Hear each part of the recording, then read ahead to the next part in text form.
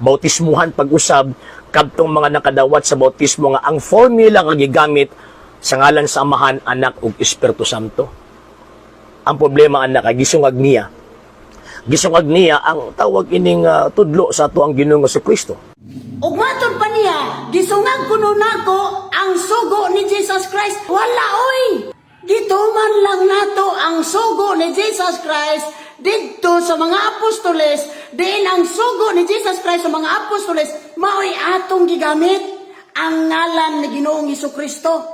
Mateo 28 versikulo 18. Ingon si Jesus Christ, kanako gikahatag ang tanang kagahom sa langit ug sa yuta. Wala kay salig ni Jesus Christ imong dawaton ng pangalana aron ta maluwas.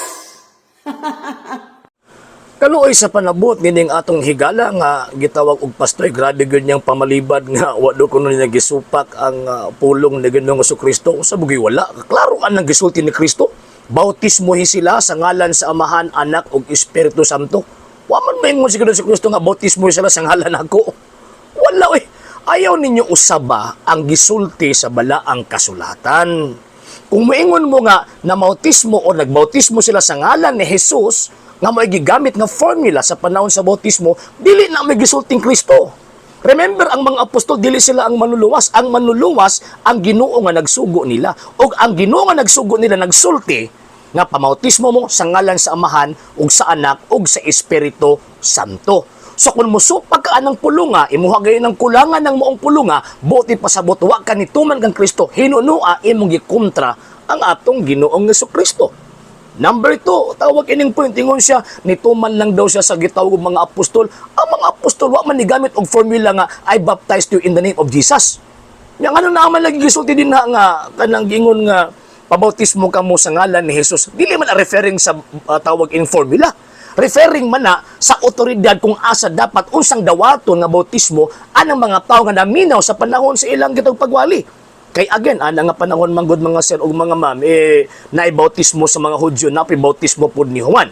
So mao nang giklaro sa mga apostol kung unsang klaseng bautismo ang dawaton.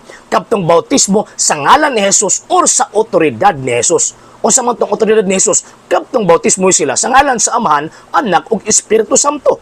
So dili mo pwede nga surambawan yung panabot ang mga apostol or ilang gisabot ang gisulti sa itong Ginoong Jesucristo nga I baptized you in the name of the Father and of the Son and of the Holy Ghost o niya ilang ilisan o sa ngalan ni Jesus.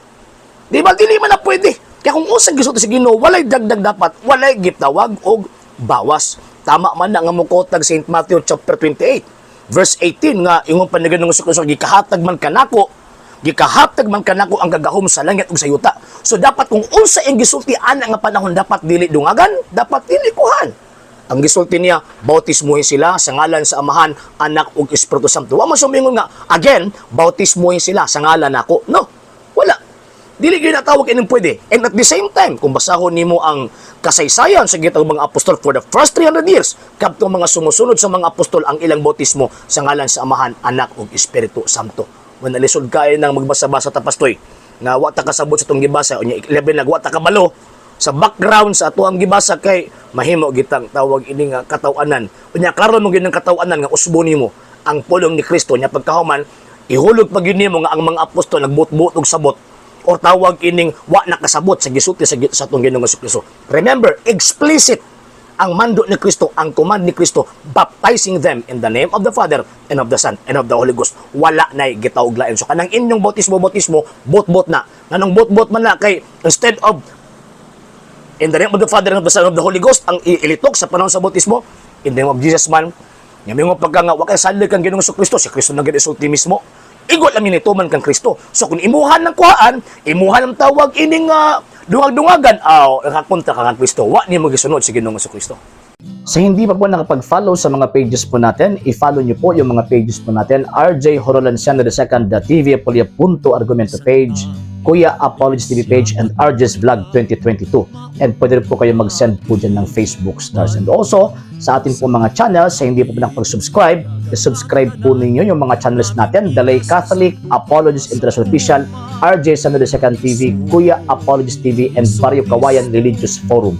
And pwede rin po kayo mag-send po dyan ng super sticker, super chats, and super thanks. And maraming salamat po sa mga kapatid at mga Katoliko na ulis pong tumutulong sa programa po natin. Maraming salamat po. Nang dahil po sa tulong at suporta po ninyo, ang programa pong ito, until now, andito pa rin po sa social media. And until now din po, nangangailangan pa rin po tayo sa tulong at suporta po ninyo dahil wala po kami magagawa rito mga sir, mga ma'am, kung wala po yung tulong at suporta po ninyo. Sa gusto pong tumulong, sa gusto pong sumuporta, pwede po ninyong ipadala ang tulong at suporta po ninyo sa pamamagitan po ng ating mga account numbers dyan po sa ating pong screen. And pwede nyo po kaming i-message sa ating pong page kung via remittance po yung ipadala po ninyo. Maraming salamat po in advance.